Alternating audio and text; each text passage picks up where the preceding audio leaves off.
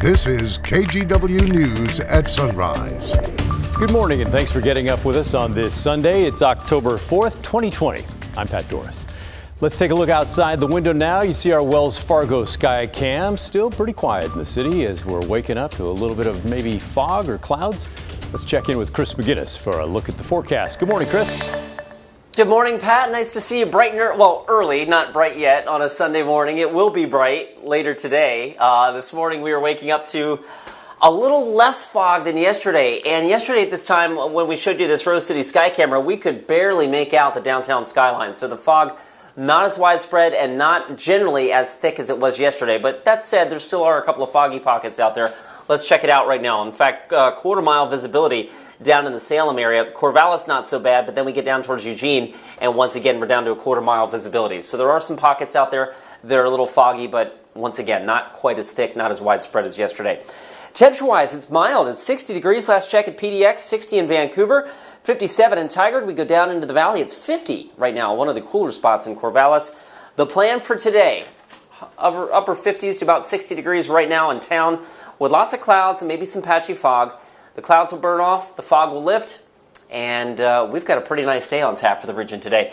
We were 79 yesterday, Pat, so a warm Saturday. It'll be just a little cooler today with highs in the lower 70s, but still a good deal of sunshine for a Sunday afternoon.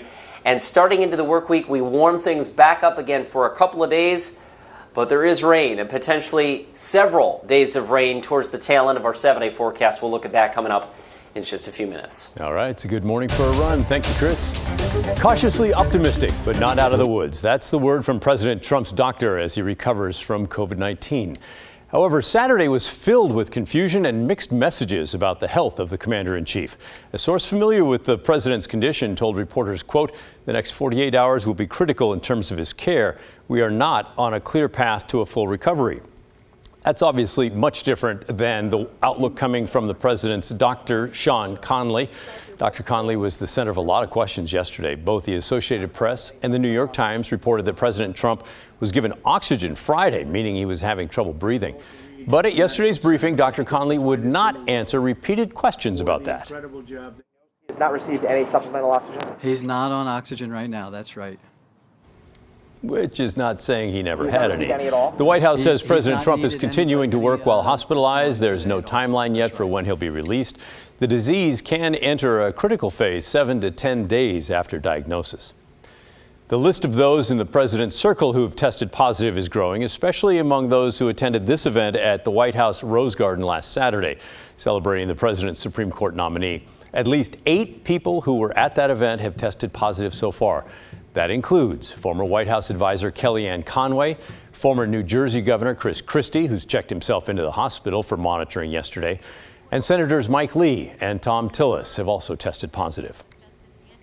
Here in Oregon, the state reported 8 more deaths on Saturday. That brings the statewide death total to 571 from COVID-19. The Oregon Department of Corrections also announced another death at the Snake River Corrections Institute in eastern Oregon. They say an inmate between 75 and 85 died at the local hospital there after testing positive for the virus. 10 people in the Department of Corrections custody have now died due to COVID-19. And while the number of infections in the state continue upward, Oregon added 360 cases yesterday. So you can see on the right side of that graph, it's moving upward a bit. Pushes the total number of known infections past 34,500. Flu season is approaching, and experts say flu shots more important than ever this year because of the pandemic. Saturday, Kaiser Permanente Northwest hosted its first of many walk and drive-through flu clinics this fall for its members. It's closed today, but it'll be open again on Monday. Christelle Kumwe takes us there.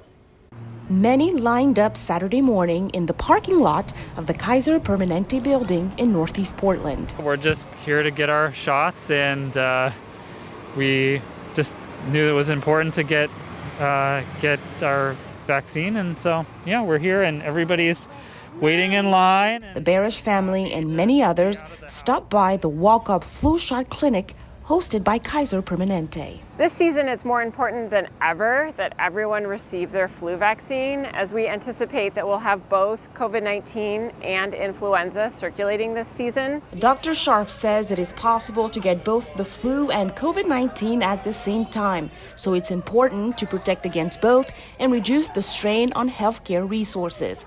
This year, Kaiser Permanente redesigned the flu shot clinics with walk-up and drive-through options to allow for appropriate physical distancing so everyone can stay safe while getting their flu shots. A much welcomed change. I like it. I like how we're all spaced out as we lined up and we're going through a tent to get our shot, and it feels better, like to have the air and not being closed in. KP members get free flu shots at the clinics this fall. They estimate thousands of members showed up on day one. Being outside is always feels safer. This is our chance to get the bigger kids their shots without going into the doctor. Kaiser Permanente will continue to offer the drive-through and walk-through flu clinics through the end of the month.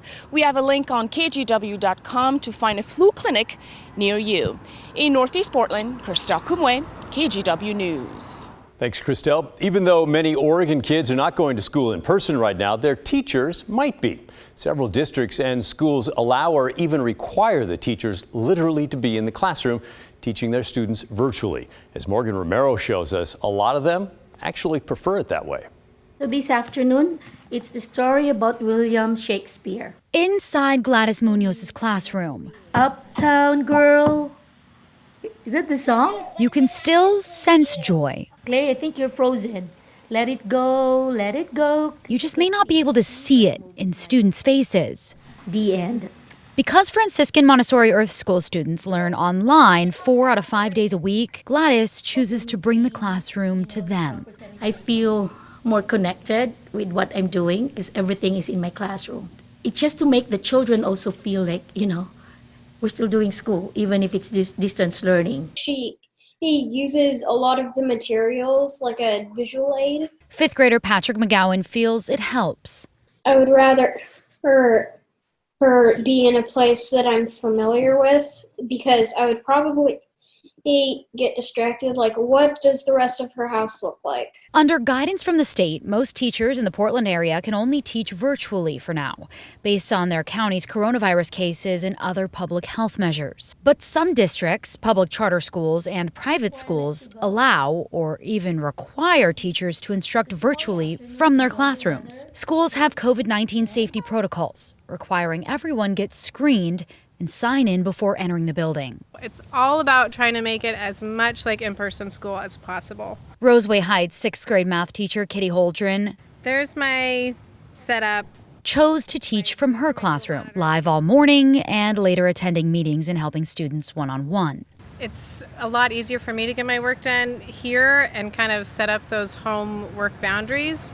I have 2 little kids at home, and I also prefer working on a desktop computer. She says building relationships proves to be the hardest part. It doesn't feel like real teaching. So I keep reminding them to just come off mute and start talking to me so I feel like a real teacher again. Sad.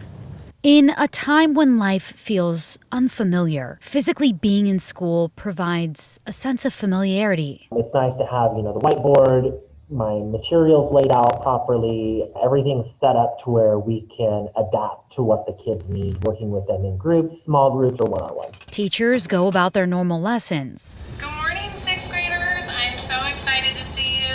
Hopeful the joy in students' faces will light up their classrooms again soon. Nobody is getting all of their needs met this way.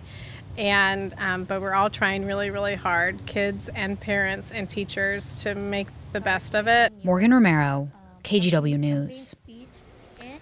Thanks, Morgan. Still ahead, the latest on progress being made on Oregon's fire lines, plus assessing the damage. FEMA's leader tours what's left of communities in southern and central Oregon after the wildfires there.